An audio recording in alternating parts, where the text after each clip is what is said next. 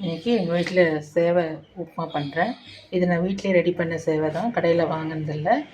இடியாப்பம் மாவில் இடியாப்பம் பண்ணிவிட்டு அதை சேவையாக தாளிச்சிக்கிறேன், சர்க்கரை போட்டு சாப்பிடாம. அதுக்கு வெங்காயம் கொஞ்சம் நிறையாவே வச்சுருக்கேன். வெங்காயம் சேவை, பச்சை மிளகா கொஞ்சம், காஞ்ச மிளகா ஒன்று, கருவேப்பிலை, கடாயை வச்சுருக்கேன். எண்ணெய் போட்டுட்டு நம்ம தாளிச்சிக்கலாம். எண்ணெய் கொஞ்சமாகவே போகிறோம், நிறைய வேண்டாம்.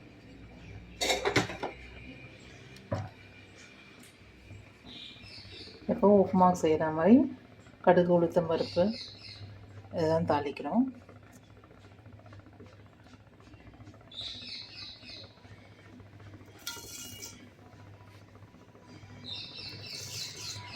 உளுத்தம் பருப்பு,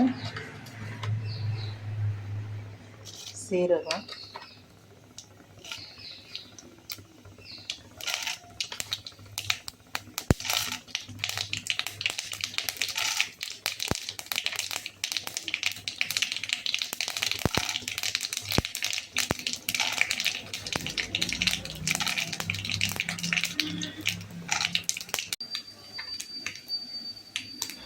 கொஞ்சம் மஞ்சள்தூள்,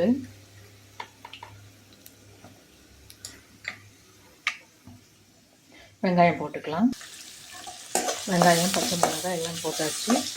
நம்ம உப்புமா தாளிக்கிறாமல் லைட்டாக வதங்கினாலே போதும். இந்த வெங்காயத்துக்கு தேவையான உப்பு மட்டும் போடலாம். நான் ஆல்ரெடி சேவையில் உப்பு போட்டு தான் நான் செஞ்சுருக்கேன்.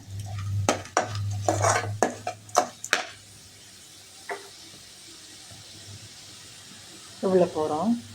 இந்த வெங்காயத்தில் அந்த உப்பு டேஸ்ட்டு வரத்துக்காக மட்டும்தான்.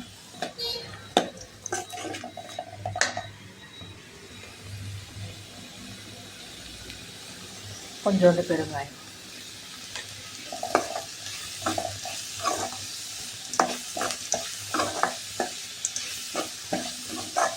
உப்பு போட்ட உடனே அந்த வெங்காயத்தில் இருக்கிற தண்ணியெல்லாம் வந்துடும்.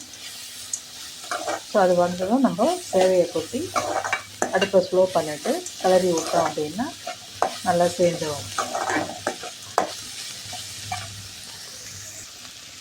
பாருங்கள், இது போதும். நான் சேவையை கொட்டிடுறேன்.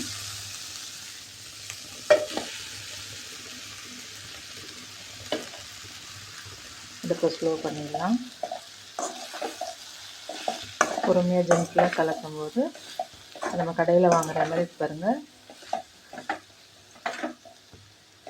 இதில் மஷ்ரூம் போட்டுக்கலாம், பன்னீர் போட்டுக்கலாம், தக்காளி போட்டு தக்காளி அரைச்சி தக்காளி சேவை பண்ணலாம். லெமனும் போட்டுக்கலாம், லெமன் போட்டால் லெமன் சேவை. ஸோ நான் இன்றைக்கி வெறும் வெங்காயம் மட்டும் போட்டிருக்கேன்.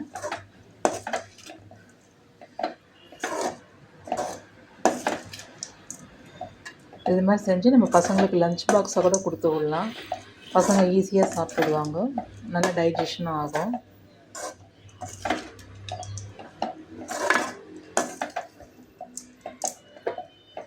கொஞ்ச நேரம் இருக்கட்டும், அது அப்படியே சூடு ஆகட்டும். ஒரு 5 நிமிஷம் அந்த உப்பெல்லாம் காரெல்லாம் சேரட்டும். அவ்வளோதான், போடுங்க. நான் ஸ்டவ் ஆஃப் பண்ணிடுறேன்.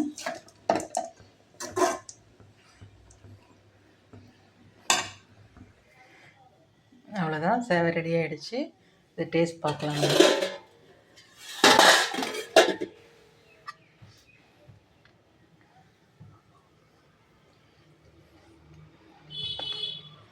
உப்பு காரம் எல்லாமே கரெக்டாக இருக்கும்.